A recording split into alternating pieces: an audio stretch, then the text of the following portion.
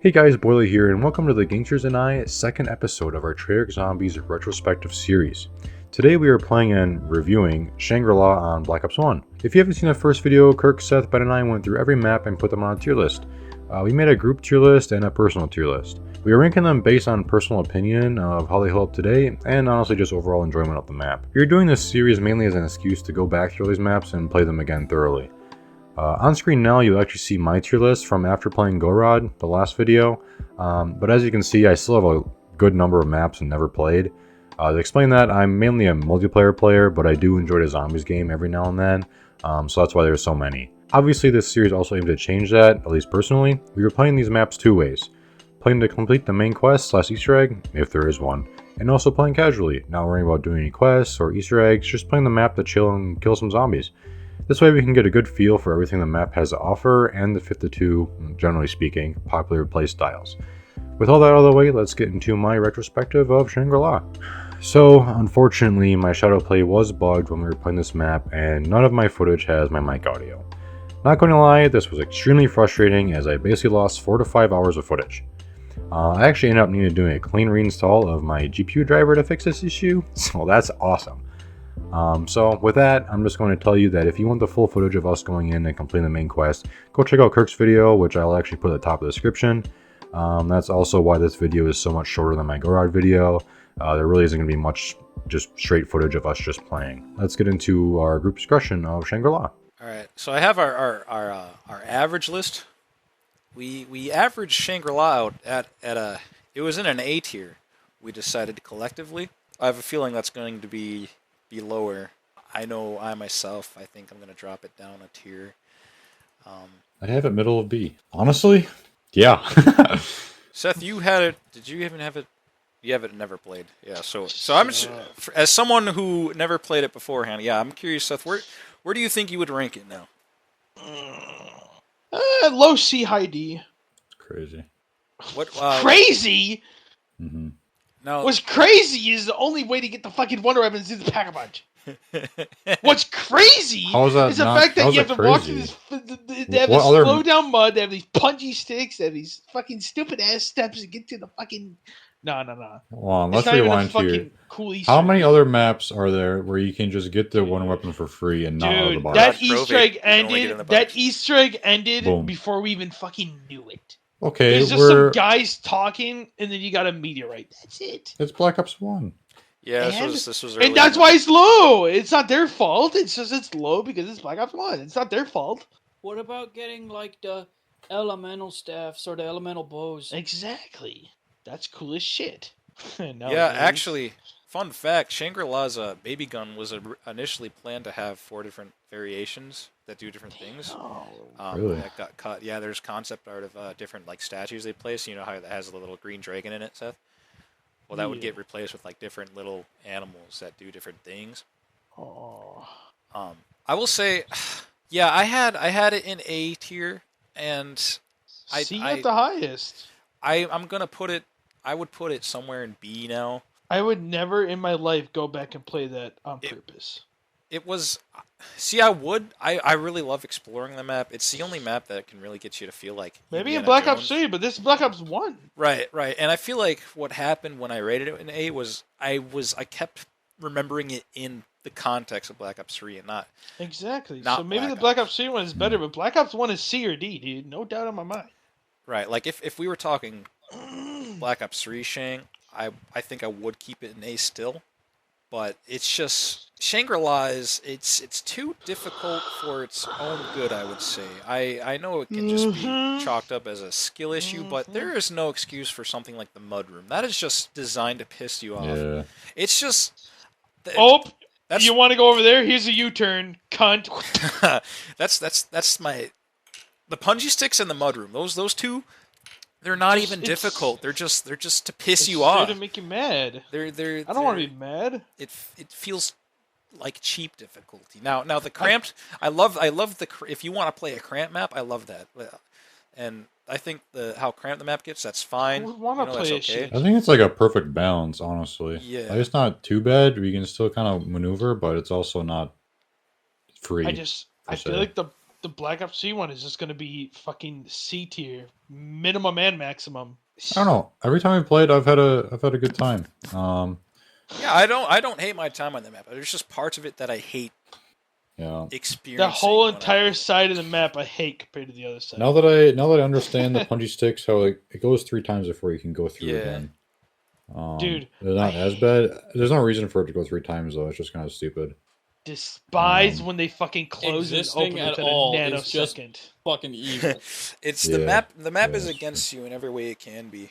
Even the wonder weapon itself. Like, don't get me wrong. It's good. Like, it does infinite damage technically, but it's like you need to build the bridge between killing the like you gotta shrink them and then run into them, and you still run the risk of like taking damage as you're doing that. It isn't as simple as shoot the weapon and they're dead. You gotta go that extra step of running into them. I think for me personally, I have it middle of B behind Revelations, Die Rise, and Fire by Z. I think what I would do is just move it over Fire by Z and then leave it there. I don't think I'd change it that much. I think it's pretty.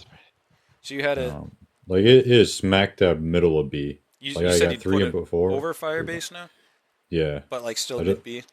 Yes. Still B? No way that map's B. No, Dude, I think it being above Origins at all makes me want to kill somebody. It blows my mind that you guys.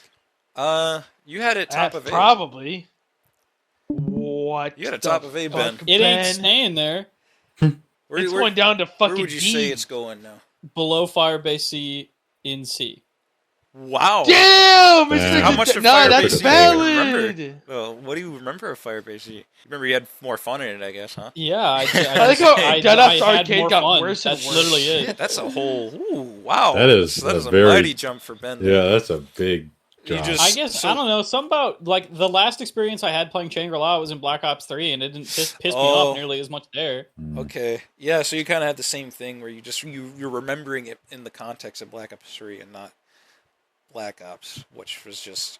Well, and even still, I guess it's just, like, I think a lot of what carried it for me before was, like, it looks nice, and I can ring a gong. No, it's a beautiful map, and I give it points for that alone. It's just, after the fact that it looks so good pisses me off because we could have had a better map that looked that good. That's a good point, actually. You do make a valid point there, I would say. When you have something like Kino, which is pretty relatively easy, like, I think it's good to have the balance of, like, what kind of difficulty do you want to play? Do you want to go as far as Shang? I think it's good to have that option. And up until Shangri-La, we didn't really have that, I guess, option of a super difficult map. I mean, I guess Noct was bare bones, but boring, you know what I mean? Fucking 6 I wouldn't call Shangri-La boring. First round. I would call it, just infuriating. Dude. I remember when me and you, Kirk, played it a little while ago, and I had a much worse time than I did, like, the past week that we played. I think, honestly, like, I don't know what I think. I'm disappointed. I've disappointed myself. I think what makes me really fucking proud of this is the fact that the moment Kirk mentioned there's a baby gun, I get it first pulled twice in a row. Of course he did. Insane. Why do I feel like that's going to happen multiple times in this series? They're just always going to get... It's like, who has the worst stats here? You had the Mark III in the last video. Oh my god. For the Easter egg. Sucks. I like that your background is also Shangri-La right now, Kirk. That's true. That's crazy, yeah. So that thing goes hard as fuck, actually. It does. Yeah. It does. That's a great background. I mean, this is Black Ops 3 here. And it looks, That's right next to the mudroom. That's right next to the mudroom. Fuck the mudroom. So, what would you say you hate most about it, Ben? Besides all of it, I guess. What do you like about it? What do you just getting around is a pain.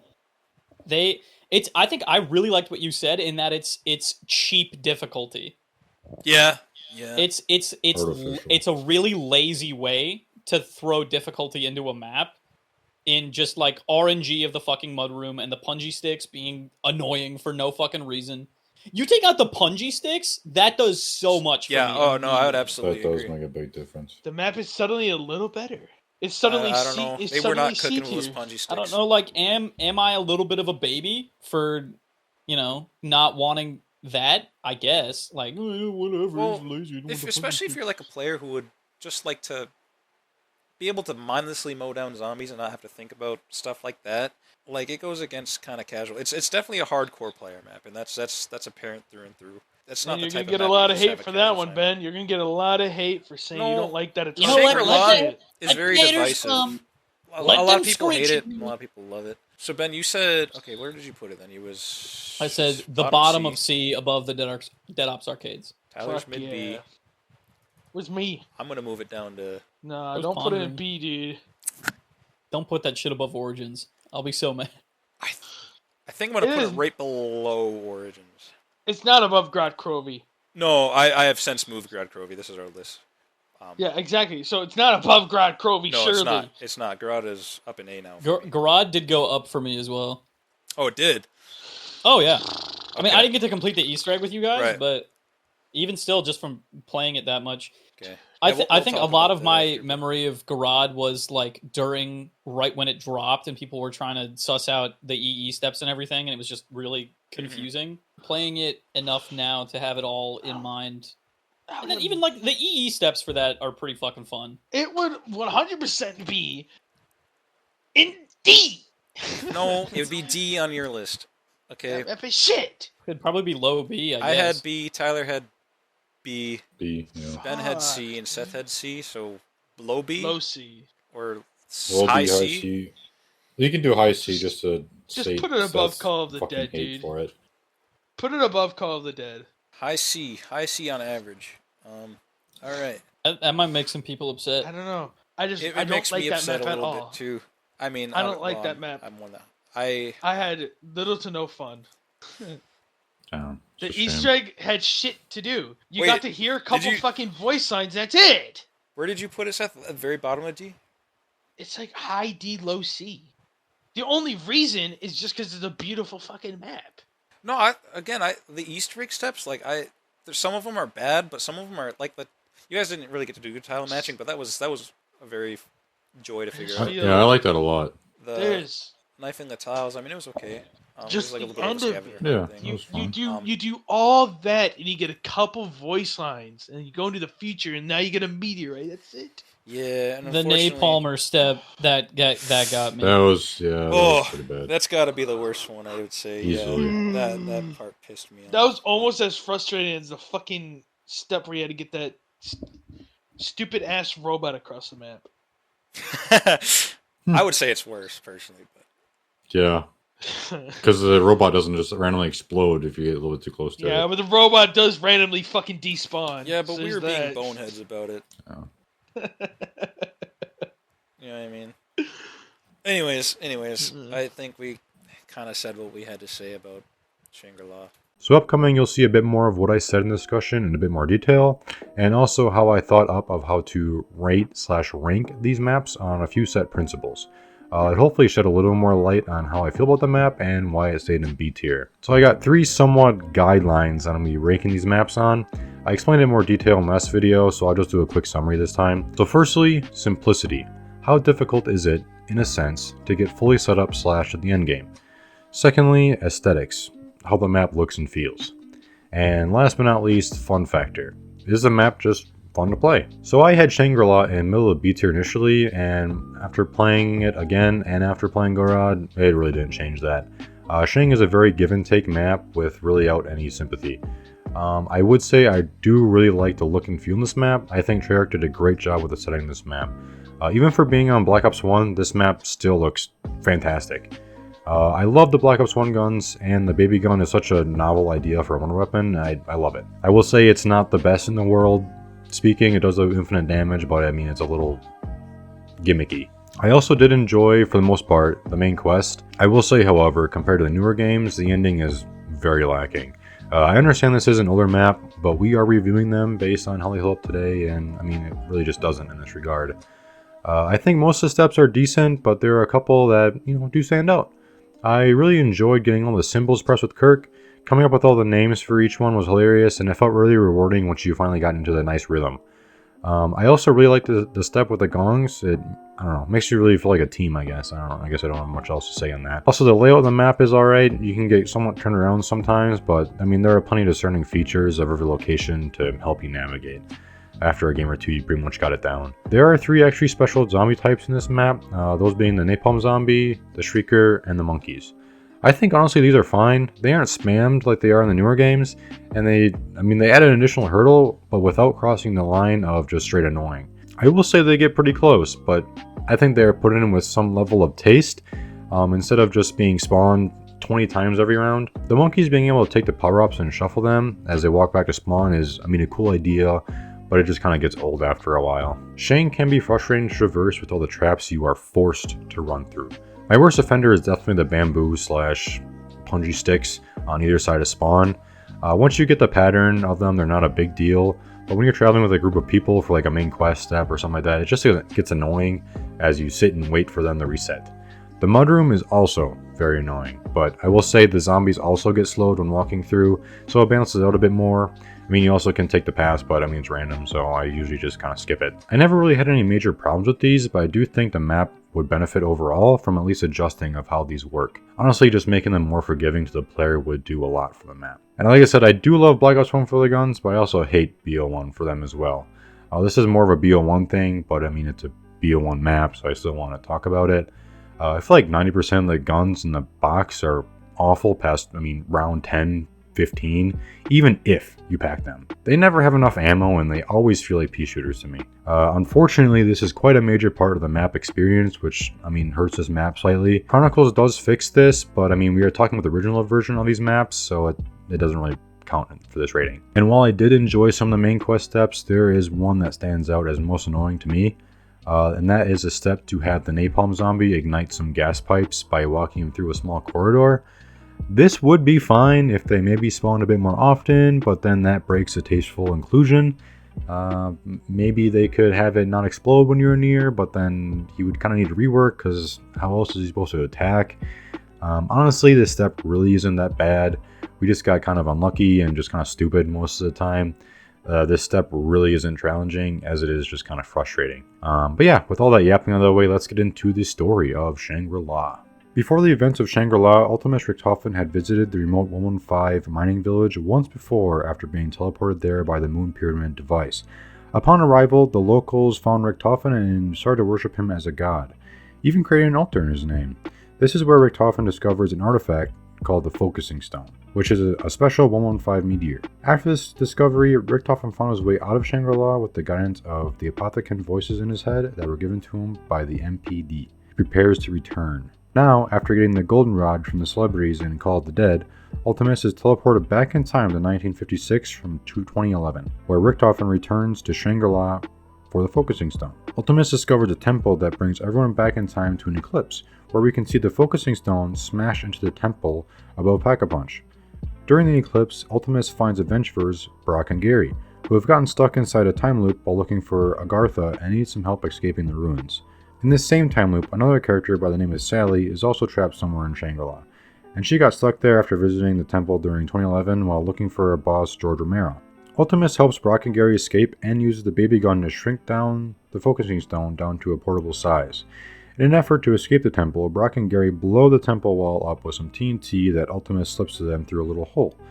After placing the dynamite, Brock and Gary touch the Focusing Stone and are transported back in time to the beginning of the quest, forever getting trapped in their time loop. Ultimus, after leaving Eclipse mode, finds the wall has been successfully blown open and the Focusing Stone is sitting on an altar for them to grab. Ultimus prepares to travel to the moon and confront Samantha. While teleporting, Dempsey fires baby gun at a zombie and it interferes with the teleporter's coordinates, bringing Ultimus to the Pentagon 7 years later. The story continues in Classified. Now that you have a basic understanding of what happened in Shang, let's get into our wheel spin for the next map we will be playing and reviewing. So it looks like we were playing 9. This is one of the few Black Ops 4 maps that I've played, and I'm excited to go back and see everything this map has to offer. So make sure you keep out an eye for that video, but this will conclude my retrospective review of Shangri-La. I hope you enjoyed, and I do apologize about the lack of raw gameplay, but like I said earlier, if that's kind of what you're looking for, make sure you go check out Kirk's video, as his recordings were fine. His video, like I said, will be at the top of the description. And also, just go check out his video for his thoughts on the map. But yeah, with all that said, feel free to like and or subscribe for more of these, and I hope you have a beautiful day. I get spike more footage? This is the first time and I don't have the leak on. That was what fucked us up.